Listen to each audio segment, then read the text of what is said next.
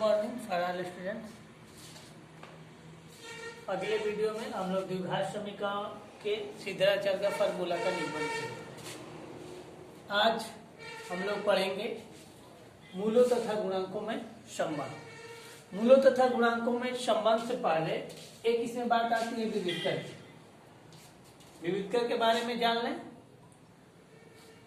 तो जैसे मैं यहाँ पे संबंध हम यहाँ पे मान लेते हैं कि माना कि द्विघात समीकरण, माना कि द्विघातीय समीकरण ax² plus bx plus c equal to 0। ठीक, तो इसमें आपको हम बताया कि एक बात आती है विविधकर की। तो यहाँ पे हम जब विविधकर निकालेंगे तो विविधकर को मान लीजिए कैपिटल D से प्रदर्शित करते हैं और D इक्वल टू आपका होता है b² माइनस 4ac। यही आपका विविधकर होता है। तो ध्यान देंगे विविधकर क्या कोई हमसे परिभाषा पूछता है तो डायरेक्ट कहते हैं कि द्विघात समीकरण में b² माइनस 4ac का जो वैल्यू होता है वही आपका विविधकर या डिटरमिनेंट कहलाता है। तो यहाँ से निकाल लिए। यहाँ से पहले ये बाद में इसके चर्चा करेंगे, पहले इसमें नोट के रूप में याद रखेंगे कि कोई भी समीकरण का हल, कोई भी समीकरण अस्तित्व में होता है या अस्तित्व विहीन होता है तो उसके लिए आपके दो कंडीशन होता है। नोट में आप याद रखेंगे, पहला अगर विविधकर d की वैल्यू, अगर d की वैल्यू इज लेस देन 0 है तो कहते हैं कि यह अस्तित्व में नहीं है, यह अस्तित्व में नहीं है। तो जब अस्तित्व में नहीं होगा तो उस समीकरण को हम हल नहीं करेंगे, बस यही लिखकर छोड़ देंगे कि अस्तित्व में नहीं है। इसमें दूसरा आपका आता है कि d is greater than equal to 0, अर्थात ये जो d की वैल्यू होगी, जो विविधकर का वैल्यू होगा, अगर वह 0 के बराबर या कोई धनात्मक आता है तो कहते हैं कि अस्तित्व में है, ये अस्तित्व में है। जब अस्तित्व में है तभी इसको आगे हम हल करेंगे। कोई भी द्विघात समीकरण तभी भी उसको हम गुणनखंड विधि से या पूर्णवर्ग बनाकर या सीधाचल के फार्मूला से, किसी भी फार्मूला से, तभी इसको हम हल करेंगे। अगर अस्तित्व में नहीं है तो इसको हल नहीं करेंगे। तो ये आपका विविधकर के बारे में आप लोग जान गए। अब इसके बाद से थोड़ा सा इस पे हम अभी चर्चा करेंगे, इसको यहाँ पे हम रोक देते हैं। जैसे हम लोग सीधाचल का फार्मूला नेक्स्ट वीडियो में पढ़े थे हम लोग कि x बराबर minus B plus minus under root b² minus 4ac upon 2a। कितने लोग इसको इसी विविधकर के अनुसार जो लिखे थे विविधकर के अनुसार लिख देते हैं कि minus B plus minus under root d upon 2a। यह भी आपका कहीं शॉर्टकट में सीधाचल का फार्मूला लिखा जाता है। अब चलते हैं हम लोग मूलों तथा गुणांकों में संबंध। तो पीछे हम लोग मूल की परिभाषा भी पढ़ चुके हैं कि समीकरण चर का ऐसा मान जो समीकरणों को संतुष्ट कर दे वही उसका क्या कहलाता है, मूल कहलाता है। तो अब यहाँ पे ध्यान देंगे और मूल की संख्या, तो हम लोग पढ़े कि समीकरण में चर का जितना घात होता है उतने ही मूलों की संख्या होती है। तो इससे स्पष्ट हो गया कि द्विघात समीकरण के कितने मूल होंगे, 2 होंगे। अब इनके गुणांक और मूलों में संबंध की जब बात होती है तो यहाँ पे अगर हम मान लेते हैं कि माना कि द्विघातीय समीकरण ax² plus bx plus c equal to 0 है तथा इसके दो मूल अल्फा और बीटा है।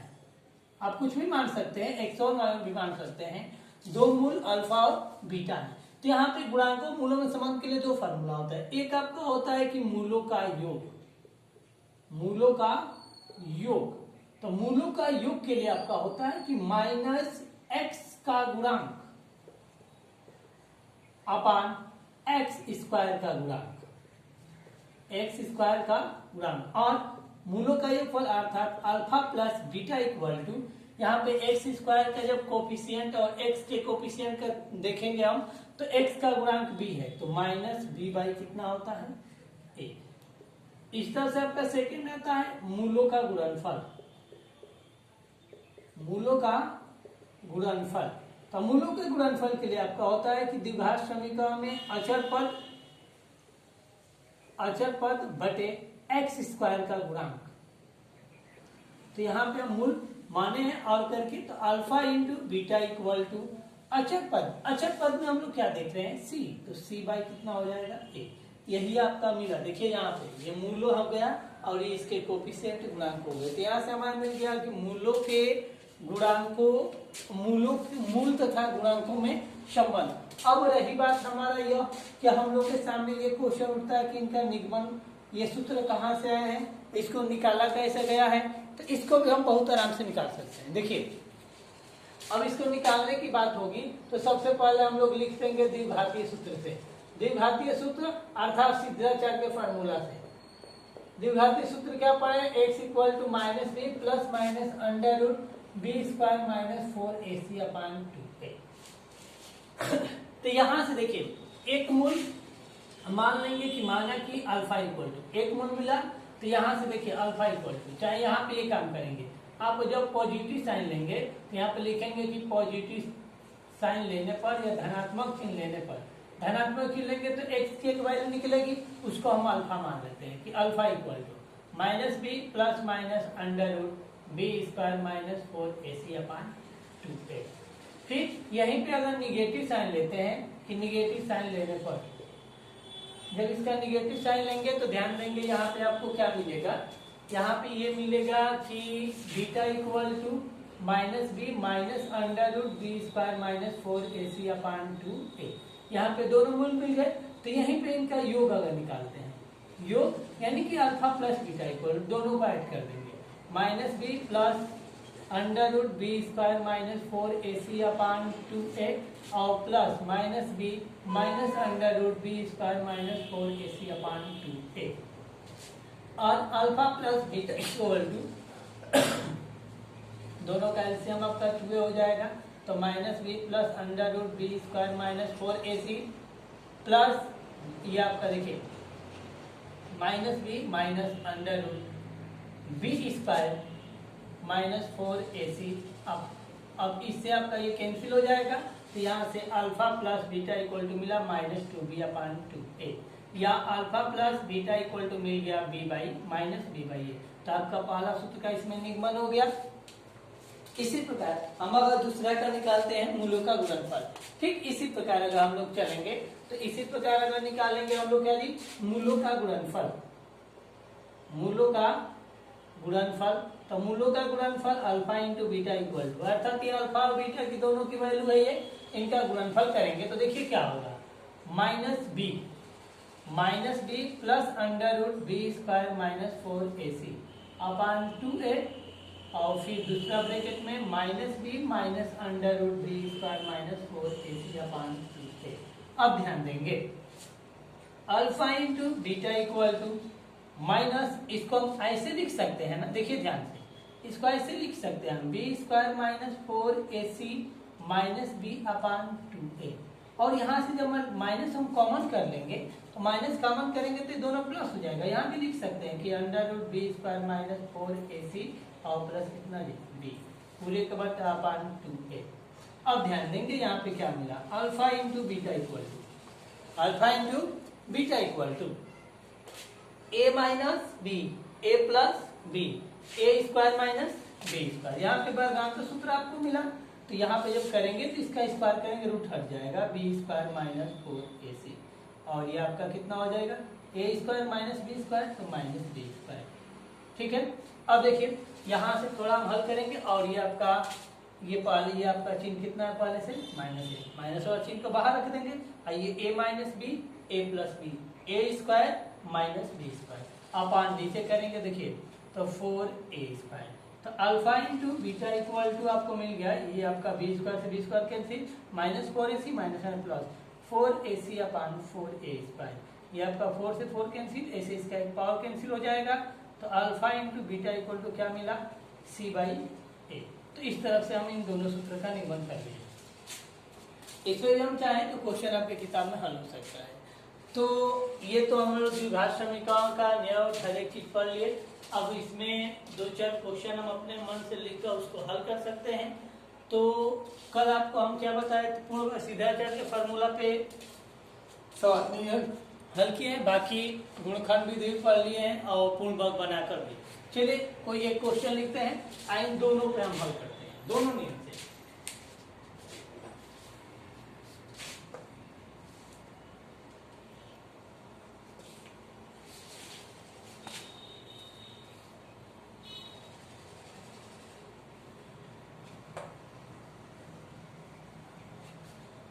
जैसे मान लीजिए हम एक अपने ओर से कोई एग्जाम्पल लिख दे रहे हैं। जैसे कोई हम लिख रहे हैं कि 2x² प्लस, देखिए 2x² plus 4x plus 1 equal to 0। कह दे कि सबसे पहले कि ये बताइए कि इस समीकरण का हल अस्तित्व में है कि अस्तित्व विहीन है। तो सबसे पहले अगर अस्तित्व में है तो इसको हम हल करने के लिए करेंगे कि इसकी हम कंपेयर कर लेंगे कि तुलना किससे, ax² plus bx plus c equal to 0 से। जब इसे कंपेयर करेंगे तो a equal to 2, b equal to 4 and c equal to 1 आपको मिलेगा। इतना मिल जाएगा। अब यहाँ से जब मिलेगा तब पुनः हम क्या निकालेंगे, d equal to b² minus 4ac से। यहाँ से हम अगर इसको फाइंड करेंगे तो d इक्वल टू b की वैल्यू 4² माइनस 4 इंटू 2 इंटू 1, तो d इक्वल टू आपका होगा 16 माइनस 8, यानी कि d इक्वल टू 8। यहाँ पे हम देख रहे हैं कि d is greater than equal to 0, is greater than 0। यहाँ पे b का मान हम 0 देख रहे हैं, अर्थात नहीं 0 से बड़ा देख रहे हैं, धनात्मक देख रहे हैं, तो लिखेंगे कि अतः इसका हल ये क्या है, अस्तित्व में है, अस्तित्व में है। जब ये अस्तित्व में है तो इनको हम सॉल्व कर सकते हैं। जब ये अस्तित्व में होगा तो इसको क्या करेंगे, हम लोग सॉल्व करेंगे। अब सॉल्व करेंगे तो कैसे करेंगे, ध्यान देंगे। अब इसको अगर द्विघातीय सूत्र से आपको हल करना है तो यहाँ पे हम लिखेंगे द्विघातीय सूत्र या सिद्धाचार्य के फॉर्मूला से। क्या होता है, x power minus B plus minus under root b² minus 4ac upon 2a, या x इक्वल टू, हम पहले ही a b c सबकी वैल्यू यहाँ पे फाइंड कर लिए हैं, यह मान इसमें हम रख देंगे। और जब मान रखेंगे तो देखिए b की value 4 minus 4 plus minus under root. अब ध्यान देंगे b² माइनस 4ac की वैल्यू हम पहले ही निकाल चुके हैं कि b² माइनस 4ac की वैल्यू क्या है, 8 आ रहा है। तो डायरेक्ट हम ये चाहें तो ये वैल्यू यहाँ पे रख दें, और 2 इंटू a की वैल्यू क्या है, 2 है। अब यहाँ से x के बाद आपका x इक्वल टू आपको फाइंड हो जाएगा कि माइनस 4 प्लस माइनस 8 का वर्गमूल निकालेंगे 2 अंडर 2 अपॉन 4। अब ऊपर से देखिए 2 इंटू, अब देखिए x इक्वल टू 2 कॉमन कर लेंगे, 2 जब कॉमन करेंगे तो minus 2 plus minus under 2 upon 4, या x equal to minus 2 plus minus under 2 upon 2। यहाँ से x की 2 वैल्यू आ गई तो यहीं से x का हमारा 2 मान आएगा। एक पॉजिटिव चलेंगे तो माइनस 2 प्लस अंडर 2 अपॉन 2, और एक आएगा माइनस 2 माइनस अंडर 2 अपॉन 2। इस तरह से हम द्विघातीय सूत्र अर्थात सिद्धाचार्य के फार्मूला से किसी भी समीकरण को हल कर सकते हैं। हल कर लिए। अगर इसी क्वेश्चन को ये कहा जाए कि आप मूलों का गुणांक या मूलों तथा गुणांकों संबंध स्थापित करके इसको हल कीजिए, तब भी इसको हम हल कर सकते हैं। देखिए उसको हल करने के लिए इसी क्वेश्चन को सेम हम हल कर रहे हैं। देखिए कैसे हल कर रहे हैं। ये आपका जैसे में ये इक्वेशन दिया है जो दूसरा थ्योरी बताया उस पे, तो यहाँ से हम ये करेंगे कि पहले मान लेंगे कि इसके माना कि 2 मूल अल्फा और बीटा है। यहाँ पे हम मान लेंगे कि माना कि 2 मूल अल्फा और क्या है, बीटा है। अल्फा और बीटा मान लिए, तो यहाँ से हम मूलों का योग निकालते हैं। Alpha plus beta equal to, अभी हम लोग क्या पढ़े, alpha plus beta equal to minus B by a, x का गुणांक का पान x² गुणांक, तो उसी पे अगर रखेंगे तो ये आपका क्या होगा, -4/2 हो जाएगा। यानी कि alpha plus beta equal to यहाँ से निकल गया -2, इसको इक्वेशन 5 डाल देंगे। ओके, फिर आप निकालते हैं मूलों का गुणनफल, alpha into beta equal to c/a 1/2, इसको इक्वेशन सेकंड डाल देंगे। हमको क्या निकालना है, अल्फा और बीटा का वैल्यू निकालना है। तो अब इसके लिए देखिए एक फार्मूला हम लोग पढ़े हैं कि अल्फा माइनस बीटा का whole square equal to alpha plus beta का whole square minus 4 alpha into beta.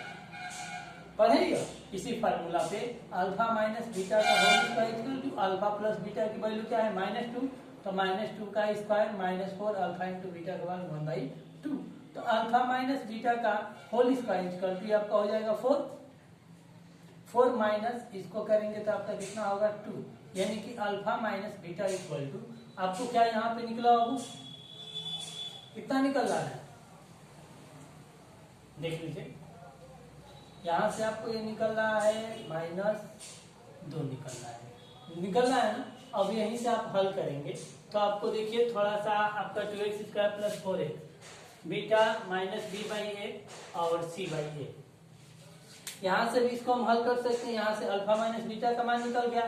जब अल्फा माइनस बीटा का मान निकल गया तो हम यहाँ से क्या कर सकते हैं, देखिए यहाँ से हम क्या कर सकते हैं, अब यहाँ से हम इसको समीकरण एक इसको दो मान का हल करके हम अल्फा और बीटा का मान निकाल सकते हैं। ठीक है, अब इस तरफ से आपका इस साइड एनसीईआरटी पैटर्न में इस पे क्वेश्चन नहीं है, लेकिन आपकी जानकारी के लिए हमने बता दिया। अब आगे ध्यान देंगे, कोई और सवाल आप बोलिए जिसको हम लोग हल कर लें। ऐसे में देखिए जो अस्तित्वहीन होगा उस पर हल नहीं होगा, तो हम तो ये करेंगे कि आप अपने बुक से देखकर क्वेश्चन हल कीजिएगा, जो नहीं आएगा नेक्स्ट वीडियो में। धन्यवाद।